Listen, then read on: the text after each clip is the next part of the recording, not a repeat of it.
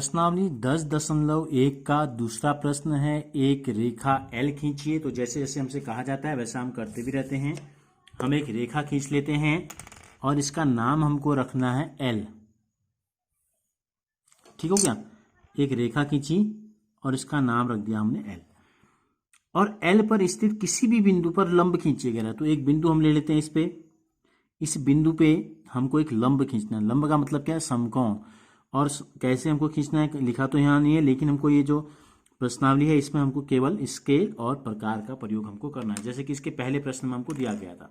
तो लंब खींचना है, तो लंब का मतलब होता है समकोण, यानी कि 90 अंश का कोण हमको बनाना है। पिछली कक्षाओं में आपने सीखा है, 6 में सीखा है, आपने नहीं सीखा तो फिर आप एक बार ध्यान से देखिए ध्यान से।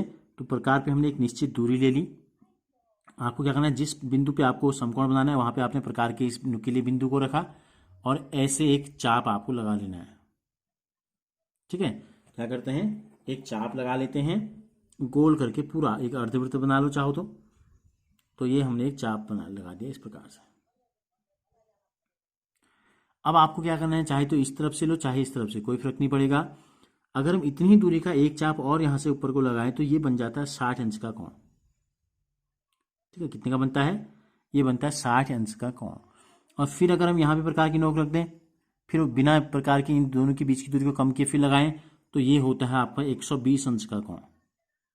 ठीक है, तो 60 और 120 के बिल्कुल बीचों बीच में जो होता है वो होता है 90 अंश का कोण। तो क्या करते हैं, इन दोनों का आधा कर देते हैं। इन दोनों का क्या करते हैं, आधा। आधा करने के लिए क्या करते हैं, इस दूरी को थोड़ा सा कम कर देते हैं ये, और एक चाप यहाँ से जो दूरी हमने कम की इसको हिलाना नहीं है, एक चाप यहाँ से ऊपर को लगाना है। जहाँ पे 60 अंश का कोण था वहाँ पे हमने प्रकार की नोक रखी, और एक बार जहाँ 120 अंश का कोण बन रहा है यहाँ पे आप प्रकार की नोक रखी, इतनी दूरी का एक चाप आप यहाँ लगा देंगे दूसरी तरफ। ये जहाँ पर ये दोनों चाप काटते हैं, ये बिंदु को जहाँ पर ये दोनों काटते हैं इससे अगर हम मिला दें तो ये बन जाता है हमारे 90 अंश का कोण।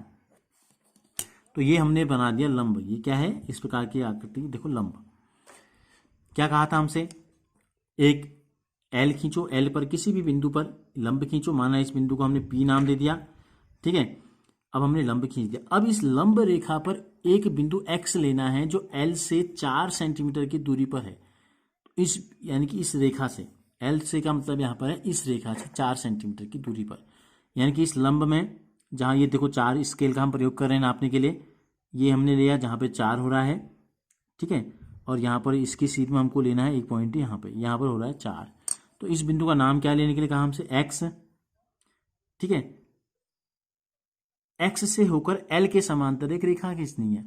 अब इस पॉइंट X से इस बिंदु, इस लाइन L के समांतर एक रेखा खींचनी है। तो जैसे कि मैंने आपको पहले वाले प्रश्न में भी आपको बताया था, एक रेखा के समांतर दूसरी रेखा खींचने का मतलब क्या होता है।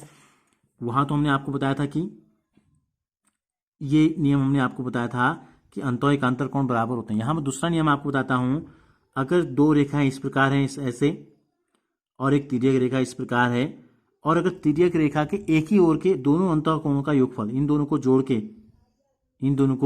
जोड़ के अगर 180 अंश आता है तो इसका मतलब ये दोनों रेखाएं समांतर होती हैं। ठीक है, ये नियम आपने इसके पहले के अध्याय में पढ़ा है। तो यही नियम हम यहाँ लगाते हैं, इन दोनों को जोड़ के 180 बनाना है। तो भाई ये 90 है, तो 90 में कितना जोड़ें कि 180 हो जाए, 90। तो यानी कि यहाँ पर भी एक हमको 90 अंश का कोण बनाना पड़ेगा। तो 90 अंश का कोण बनाते हुए जो लाइन जाएगी वो इसके समांतर होगी। तो जैसे हमने 90 का कोण यहाँ बनाया, ऐसे ही कोण हमको सेम 90 अंश का यहाँ पर भी बना देना है, इस बिंदु पे भी हमको बना देना है। क्या करते हैं, वैसे ही सेम एक चाप ले लो, इसको थोड़ा छोटा ले लेते हैं। ठीक है, इस पॉइंट पे हमने क्या करना है, एक चाप इस प्रकार से आपको लगा देना है। ये चाप आपने लगा दिया। फिर क्या करना है, इसको बिना हिलाए इस दूरी को कम या ज्यादा किए, जहां पर ये चाप इस रेखा को काट रहा है यहाँ पे आपने पॉइंट रखा और एक चाप आपने लगा दिया।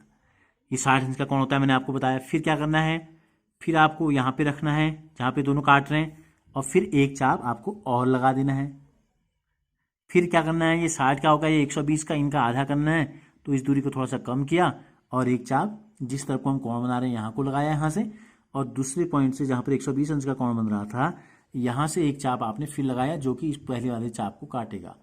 तो हमको पता चल गया ये पॉइंट भी पता है जहाँ पे हमको कोण बनाना है।